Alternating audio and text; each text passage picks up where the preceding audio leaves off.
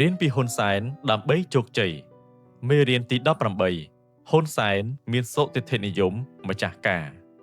ផ្នែកទី1ករណីសិក្សាសម្ដេចហ៊ុនសែនតាមការស្រាវជ្រាវសម្ដេចហ៊ុនសែនមើលឃើញលទ្ធភាពទៅរួចឬជោគជ័យនៅចំពោះមុខក្នុងខណៈដែលអ្នកផ្សេងមើលឃើញថាមិនអាចទៅរួចឬមើលឃើញតែគ្រោះនៅចំពោះមុខទៅវិញបើនិយាយពីសង្គ្រាមសម្ដេចឡើងសមរភូមិ105សមរភូមិបើលោកមិនមែនជាបុគ្គលមានសេចក្តីសង្ឃឹមជានិច្ចទេមិនដឹងជាយ៉ាងណាទេក្រៅពីនេះនៅមានរឿងគួរឲ្យកត់សម្គាល់ជាច្រើនទៀតដែលជាវីរភាពនៃជីវិតជោគជ័យរបស់លោកទី1លោកមានជំនឿចិត្តថាអាចរួមគ្នាដណ្ដើមអំណាចរដ្ឋពីលន់ នល់ថ្វាយសម្ដេចឪសីហនុវិញទោះបរាជ័យក្នុងសមរភូមិដំបូងនិងបន្តបន្ទាប់ក្រោមដៃកងទ័ពអាមេរិកក៏ដោយទី2សម្ដេចមានសុទិដ្ឋិនិយមក្នុងការប្រើជីវិតធ្វើដើមទុនភៀសខ្លួនទៅសុំជំនួយពីវៀតណាមគ្រាដែលអ្នកផ្សេងមើលមិនឃើញឱកាសនិងគ្មានជំនឿចិត្តថាវៀតណាមព្រមជួយទី3ក្នុងសម័យសាធារណរដ្ឋប្រជាមានិតកម្ពុជាសម័យរដ្ឋកម្ពុជាដែលសម្ដេចធ្វើជានាយករដ្ឋមន្ត្រីលោកបានផ្ដើមកែតម្រង់នយោបាយនិងសេដ្ឋកិច្ចដោយមានទំនុកចិត្តថាអាចកែបាននិងធ្វើឲ្យប្រទេសជាតិរីកចម្រើនជាលទ្ធផលដូច្នេះមែនទី4ទន្ទឹមនេះដែរសម្ដេចមានការជឿជាក់ថាបើមិនបើកការចរចាជាមួយត្រីភាគីទេខ្មែរមិនអាចរួបរួមការអភិវឌ្ឍទៅមុខមិនរួចប្រទេសមិនជឿនលឿនទេពេលនោះថ្នាក់ដឹកនាំផ្ទៃក្នុងជំទាស់នឹងការចរចានេះទីបញ្ចប់ចរចាជោគជ័យឈានទៅកិច្ចព្រមព្រៀងទីក្រុងប៉ារីសថ្ងៃ23តុលា1991នាំឲ្យខ្មែររួបរួមគ្នាកាត់បន្ថយសង្គ្រាមបង្កើនល្បឿនអភិវឌ្ឍភាគីសម្ដេចឪនិងសម្ដេចសឿនសានចូលស្រុកលើកលែងតែក្រុមខ្មែរក្រហមនៅក្រៅច្បាប់ទី5សន្តិភាពទាំងស្រុងនៅចំពោះមុខនោះគឺការបង្រួបបង្រួមខ្មែរក្រហមឲ្យស្ថិតក្រោមដំបូលរាជរដ្ឋាភិបាលតែមួយដោយអំណាចនៃសេចក្តីសង្ឃឹមថាទៅរួចឬអាចធ្វើបានសម្ដេចបានប្រើយន្តការនិងយុទ្ធវិធីនានាពិសេសគោលនយោបាយឈ្នះឈ្នះដើម្បីចរចាជាមួយក្រុមខ្មែរក្រហមរហូតឈានទៅទទួលសន្តិភាពពេញលេញនៅថ្ងៃទី29ខែធ្នូឆ្នាំ1998ផ្នែកទី2ទស្សនៈសិក្សា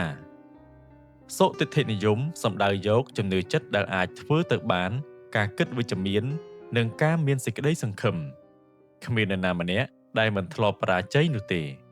គ្មានជោគជ័យណាដែលចាប់ផ្ដើមតែម្ដងឬលើកទី1នោះឡើយឃើញគេជោគជ័យម្ដងតែមិនដឹងថាគេបរាជ័យប៉ុន្មានដងនោះឡើយការមិនបោះបង់នេះមួយការព្យាយាមបន្តធ្វើ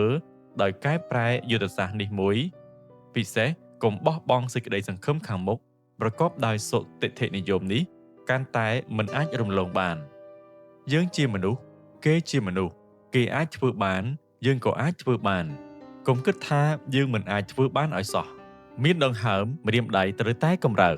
ស៊ូដួលពីដើរនៅស្ងៀមមិនធ្វើដួលដែរអន់ពេករស់ត្រូវមានសង្ឃឹមស្លាប់ទៅក៏មានសង្ឃឹមស៊ូស្លាប់យកសេចក្តីសង្ឃឹមទៅតាមប្រសើរជាងរស់ដោយបោះបង់សេចក្តីសង្ឃឹមគ្រាន់តែសង្ឃឹមលើអ្វីដែលមិនប្រកបប្រជាបែបរវើរវាយអ្វីដែលហួសប្រមាណពីខ្លួនយើងឬមនុស្សធ្វើមិនបានជាដើមក្រៅពីនេះក៏មិនត្រូវសង្ឃឹមលើវាសនាឬជំនឿបែបអរូបីហួសហេតុដែរព្រោះសុទ្ធតែយើងមិនអាចមើលឃើញពុំមែនជាអ្វីដែលកើតចេញពីសកម្មភាពរបស់មនុស្សនៅពេលដែលមនុស្សម្នាក់ជួបបញ្ហាឬបរាជ័យក្នុងកិច្ចការណាមួយនោះភាគច្រើនអាចនាំឲ្យបាត់សេចក្តីសង្ឃឹមការបាត់សេចក្តីសង្ឃឹមឬសុទិដ្ឋិនិយមនេះក៏នាំឲ្យបាត់ម្ចាស់ការច្របូកច្របល់វង្វេងវង្វាន់ដែលនាំឲ្យកាន់តែបរាជ័យធ្ងន់ថែមទៀតសូមកុំឲ្យបញ្ហាមកជន់ឈ្លីផ្លូវចិត្តត្រូវជំនួសដោយការគិតវិជ្ជមានថាមានសេចក្តីសង្ឃឹមមកវិញគ្រប់កលៈទេសៈក្រឡោះវាឲ្យជ្រុះអស់កុំរហូតដេកយល់សពគិតអំពីបញ្ហានោះចូលគិតថាជីវិតតែងជួបល្អជួបអាក្រក់ដោយព្រះពុទ្ធសម្ដែងថាមានរុកមានទុក្ខមិនទៀងទាត់តែសំខាន់ក្រោកឈរកុំប្តេជ្ញាផ្ដួលតាមវាសនាបែបនេះទើបយើងមិនបាក់ស្បាតកុំគិតតែពីរឿងស្លាប់គូគិតពីរឿងរស់វិញកុំគិតតែពីបរាជ័យគូគិតពីរឿងជោគជ័យវិញឯកឧត្តមហ៊ុនម៉ាណីប្រធានសហភាពសហព័ន្ធយុវជនកម្ពុជាមនុស្សពិតណាស់មិនចង់ផ្លាស់ប្ដូរទម្លាប់ចាស់ ដែលធ្លាប់តែសុខស្រួលមកលំបាកនោះទេតែប្រសិនណាបើយើងនៅតែបន្តយោគយល់នៅទម្លាប់ដែលអវិជ្ជមាននិងមិនកែច្នៃទម្លាប់ឲ្យល្អប្រសើរទេនោះ